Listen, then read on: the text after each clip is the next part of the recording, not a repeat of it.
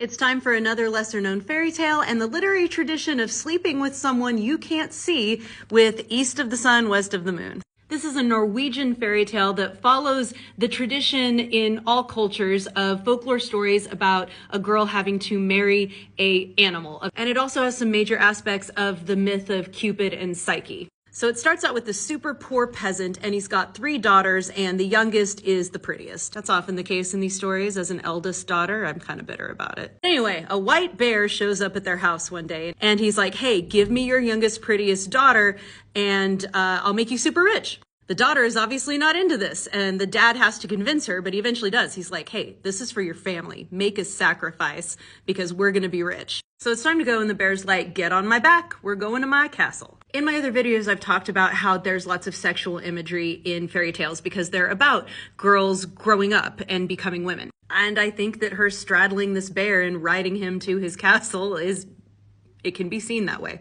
I do think it's preparing us for what's to come because sexual stuff's about to come. In the story. It's about to happen.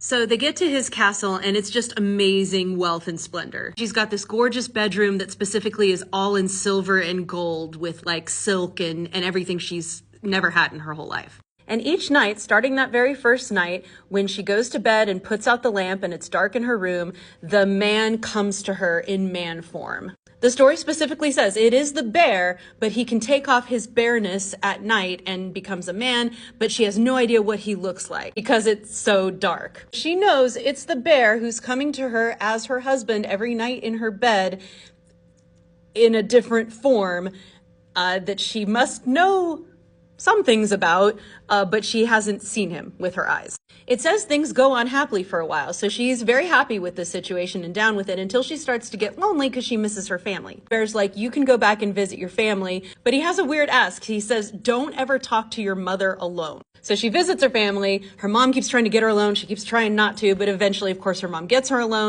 She admits only to her mother about what's happening at night. When the mom finds out what's going on, she's like, you could totally be sleeping with a troll. Like, you don't know what he is. Like, he could be a monster. You need to see him. So she goes back to the bear. And so that night he comes to her in the dark as normal. They sleep together. He falls asleep. And then she's like, I gotta look at this guy. So she lights a lamp or a candle. And then she looks at him and sees that he is the most gorgeous man, prince. She somehow just knows he's a prince that she's ever seen in her life. And she like has to kiss him. So she leans over to kiss him and drops some of the candle wax on his shirt, 3 drops of tallow, and he wakes up. And he's like, no, you just totally ruined everything. You listened to your mom, didn't you? He says, if you'd held out for 1 year of this arrangement, I would be free from my curse of being a bear half the time.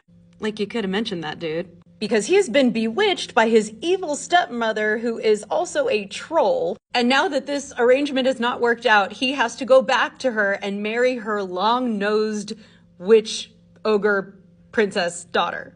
So she's like, I will come find you and I will rescue you from this terrible woman. And he's like, all I can tell you is it's east of the sun and west of the moon. Title drop. So she wakes up and the castle's gone. He's gone. She finds this old woman and she's like, do you know where this castle is? And the woman's like, I just know east of the sun, west of the moon. And she has a golden apple. And she's like, here, take a golden apple and take my horse. She rides the horse, presumably till it can't go anymore. She meets someone with a golden comb and they're like, here, take my comb and take this fresh horse. Third person gives her the 3rd horse and a golden spinning wheel and says, you need to ride to go talk to the east wind and have the east wind take you. So the east wind takes her to the north wind takes her to the south wind finally takes her to the west wind. The west wind finally takes her to this troll palace. So she just sits outside the palace with her golden apple, and then the long-nosed princess sees her and she's like, yo, I want to buy that. And she's like, I'll only give it to you for 1 night with your fiance. And she's like, okay. But when she gets to his bedroom, he's asleep and she cannot wake him up no matter what she does. So this is repeated again. I'll give you the golden comb for another night with your fiance. Can't wake him up. 3rd time she wants the golden spinning wheel. So she says, all right, 1 more night with your fiance. I'll give it to you. And she does. This time the prince isn't asleep because kind Christians who are being held captive apparently at this castle have heard her crying every night. And when the prince is awake the next day, they're like, yo, this girl keeps crying in your bedroom every night. We think you're getting drugged. And he's like, oh, I think I am. And so he like doesn't take the sleeping potion that night. He like pretends to drink it and he doesn't. So he's awake when she shows up and he's like, oh my God, thank God you found me. Here's how we're going to get out of this. I'm going to make a vow that I can only marry someone who can wash the 3 drops of wax or tallow out of my shirt because these women can't do it. I guess ogre witches with long noses cannot wash wax. And he's like, but you'll be able to do it. So that's the plan. So that's what he does. And the next day he's like, I vow I'll marry anyone who can wash this. But the princess can't wash it. Her mom can't wash it. And then he's like, well, who is this peasant girl? And our main girl wanders in. She's like, I'll try to wash it. And then she does. And she gets it out. And the mom and the long-nosed princess get so mad, they explode. All their troll attendants do too. And then all of the nice Christians who are also being held captive there are let go. And the prince is freed from the curse. And he and our girl can live happily ever after. Presumably she can have sex with him with the lights on now. This is very much like the story of Cupid and Psyche. Greek myth, but usually the Roman name Cupid is used instead of Eros anyway. Psyche means soul or breath of life. This story is similar. Psyche's the youngest and prettiest human. Aphrodite's jealous of her, so she tells her son, Cupid, to go shoot her with an arrow and make her fall in love with a gross beast. But he pricks himself instead. He falls in love with her, takes her to a castle where he has sex with her and she doesn't know who he is in the dark. And he's like, you can't ever look at me, but she does.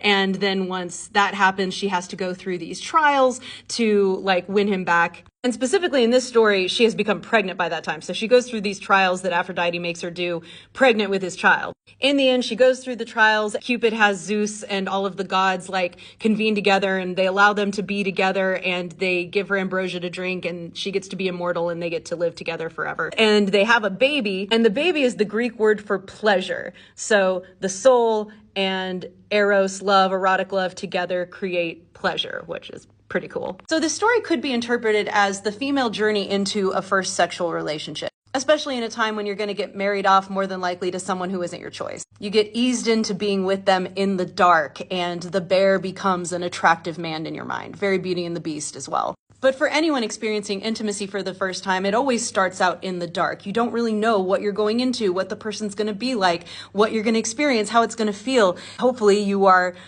excitedly and pleasantly surprised. I love that the female protagonist is such an active part of this story. Yes, it falls into that tradition of women being told not to do something and their curiosity makes them do it. But she rescues him. She is the hero of the story. She wants her man. After having had him, she's like, that's what I want. And she goes out and she endures what she has to endure to get it. We should remember that even in these old stories, women are not passive. They have passion, they have desire, and they go for their desires, and their desires make them strong because they're human beings too, with human desires. And you try to take her sexy white bear prince away, she's coming after you. I would love to see a modern retelling of this. Maybe I'll write it someday, but you can read my retelling of The 12 Dancing Princesses, where girls also have awesome sexual agency. Dust Spells by Andrea Lynn. Hopefully you find it as romantic and passionate as I find stories like this to be.